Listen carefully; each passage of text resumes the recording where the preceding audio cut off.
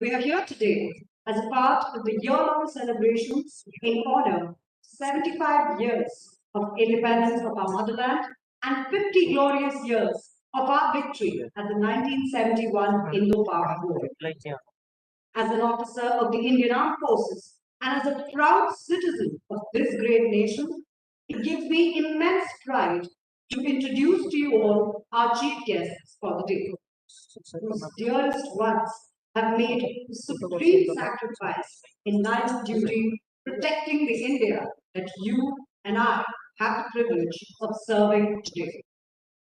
We have amidst us Mrs. Zelda Dias, wife of Lieutenant General Francis Dias, and also their granddaughter, Ms. Milika Miranda. Sir is a war veteran best remembered for his contributions to India's victory in the 1971 war, for which he was honored with the Veer Chakra. I would now like to narrate the citation for the Veer Chakra award. I quote, Lieutenant Colonel Francis Tiberius Dias was commanding a battalion of the 11th Gorkha Rifles during the operations against Pakistan in the eastern sector.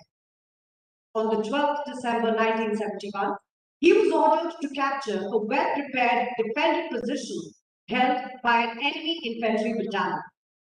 Again, on the 13th December 1971, the battalion was assigned the task of capturing two bridges held by the enemy in strength. And finally, on the 14th December 1971, this battalion was assigned the task of capturing a portion of Bogra town.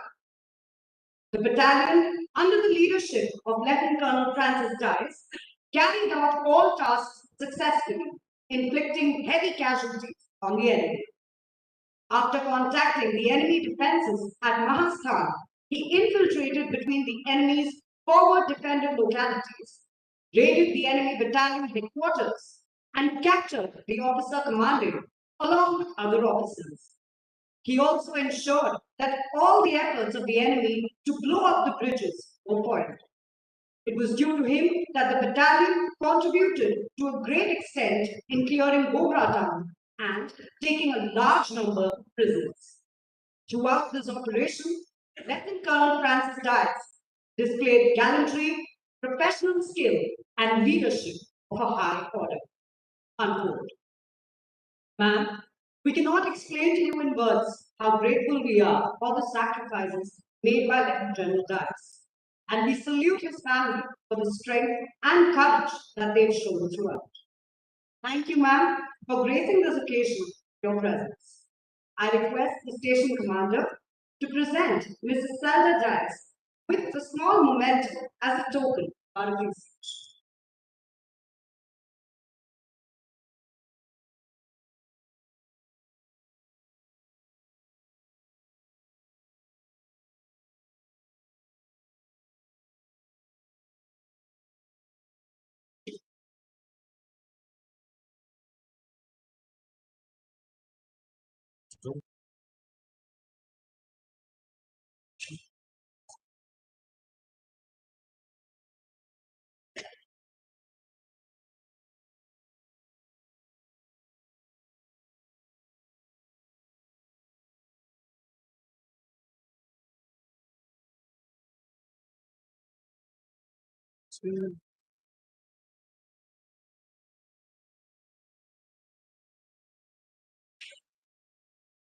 I now invite you, ma'am, to kindly share your views.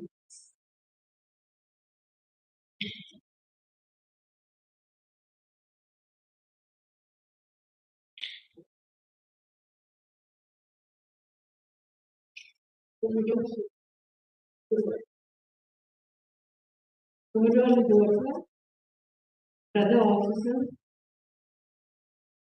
and first of all, I would like to thank you all for inviting me this sort of day, celebrating 50 years, the 1970s. I also thank you all for honoring the recipients of the Gallantry Awards. It is a pity that my husband is not here because he would have been very happy and proud of this occasion and he would have come here and meet all. Unfortunately, it's the other way about. My husband, Francis Dias, partly known in the army as Big Dias, was initiated in the Durga Battalion 511 and he was privileged to be able to command that battalion in the eastern sector of Pakistan, the then East Pakistan.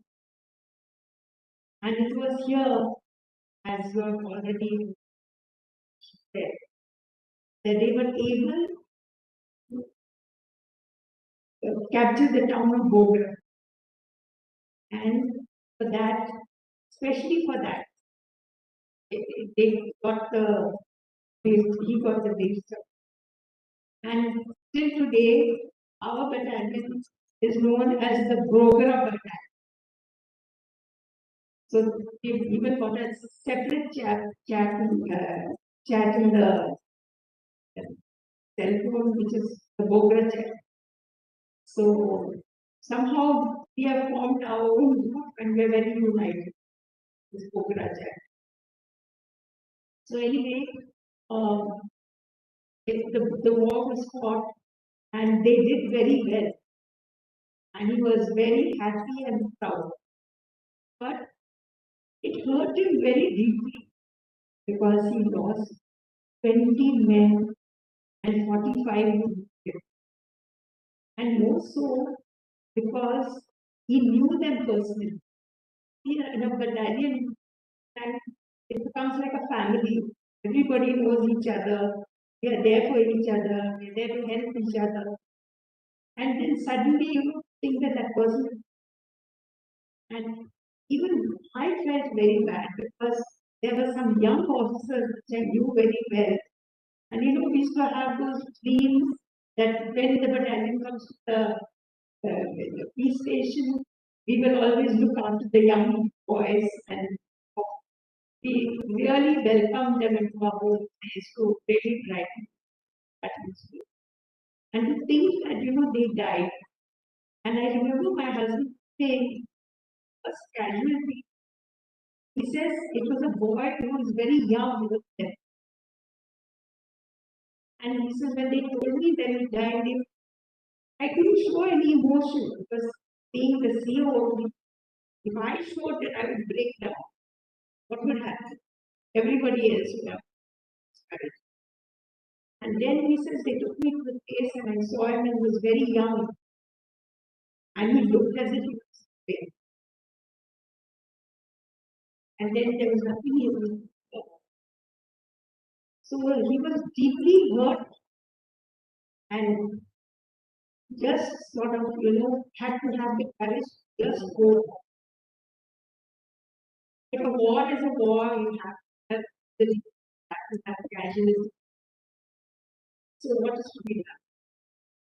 All he could do was to go out of his day, help the war victims and those who were, injured, to rehabilitate themselves, help them out. So all we could do is, we tried our best to be babies also to help the war victims, raise funds, rehabilitated them also, got them a lot of things like that.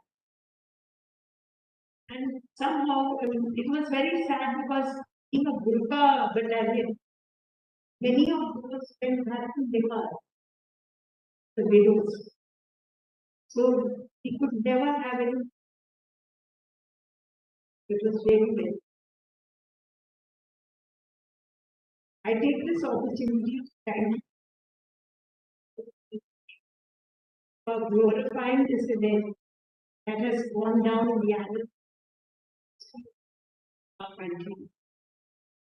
And I also thank you very much for looking after the veterans, for looking after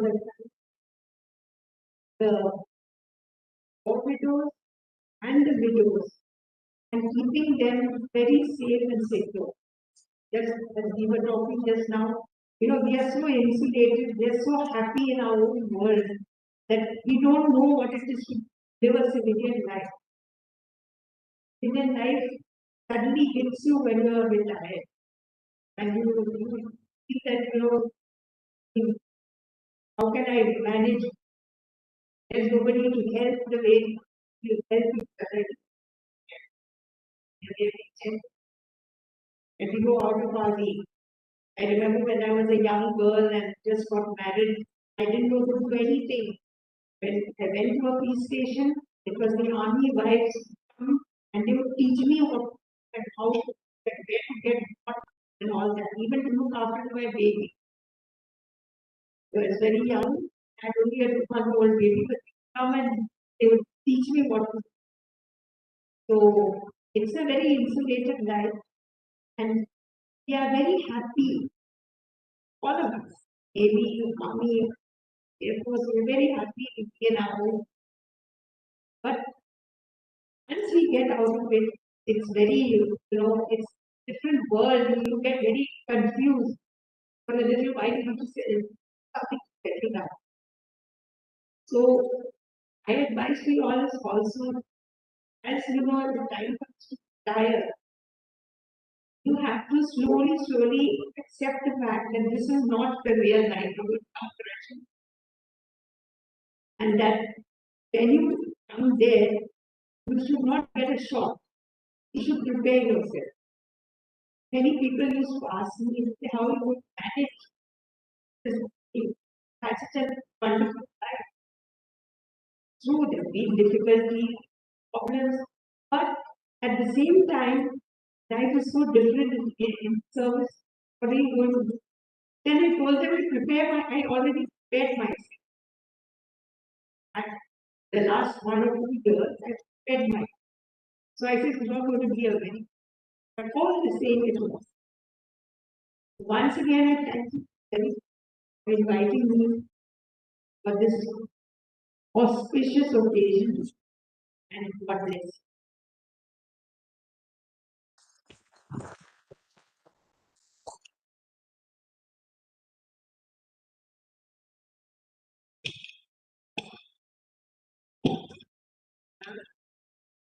To say that your words gave us goosebumps really here. So on behalf of everyone present here and our entire community, thank you for having us today. We also have with us today Mr. S. Ramachandran, father of Captain R. Subramanian, a young officer of the Indian Army who braved through lines of fire and laid down his life protecting his motherland. A true son of the soil, a true warrior, a true officer. The officer was posthumously awarded Kirti Chakra for his valiant acts. Once again, it is my privilege to read before you all the citation for the award. I quote, on 17th June 2000, when Captain R. Subramanian had rejoined from casual leave, his team was already inducted in Pakunda Forest in Jammu and Kashmir. He joined the scene of action where his team had established contact with a group of infiltrating foreign terrorists at 1430 hours on 18th June 2000. The ensuing encounters resulted in the killing of 6 foreign terrorists and recovery of 1 RPG launcher and 2 AK-47 rifles. The next day, when the search of the area was resumed, Captain R. Subramanian volunteered to lead from the front. At 0800 hours, the leading scouts were fired upon and pinned down from a very close range. Captain R. Subramanian closed onto the terrorists from the flank and shot 2 of them dead. However, a third terrorist fired an AK-47 burst, injuring him grievously. Disregarding his wounds, he assaulted the terrorist and shot him dead. He succumbed with injuries. Captain R. Subramanian thus displayed conspicuous courage, unparalleled valor, and outstanding combat leadership in face of the militants and made the supreme sacrifice. Unquote. Captain R. Subramanian was posthumously awarded the Kirti Chakra the 26th of January 2001. It was received by his mother, Mrs. Subbalakshmi, on the 12th of October 2001. Sir, we thank you for being with us today. I'm also told that today is the birth anniversary of Captain Subramanian. Sir, we would like to take a moment to remember the hero fondly in our thoughts today. We thank you once again for the contributions of Captain Subramanian and your family. I request the station commander to felicitate Mr. Ramachandran in honor of Captain Subramanian.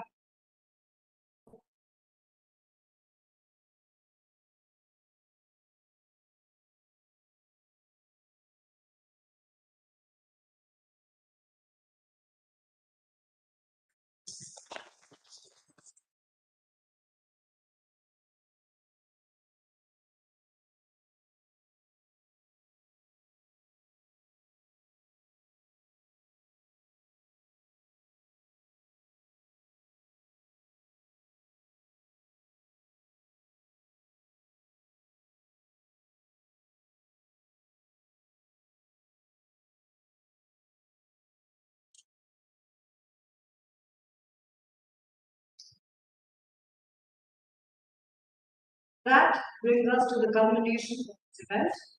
I thank you all once again for your presence, and especially our chief guests for sharing a piece of their lives with us.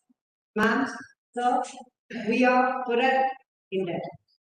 Thank you once again. Shalom Varunam Jai.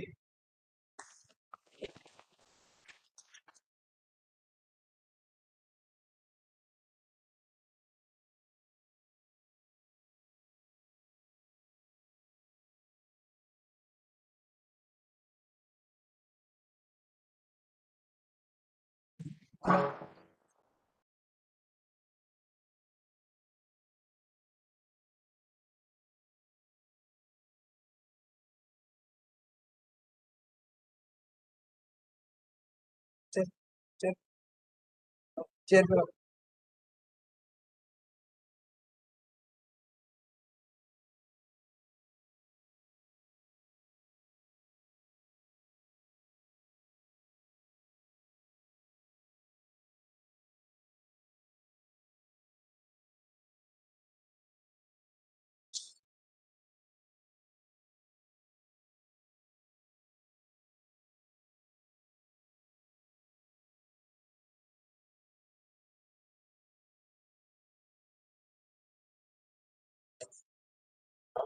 सामने हाथ अलग हाथ अलग हाथ अलग कर सामने लेके सामने सब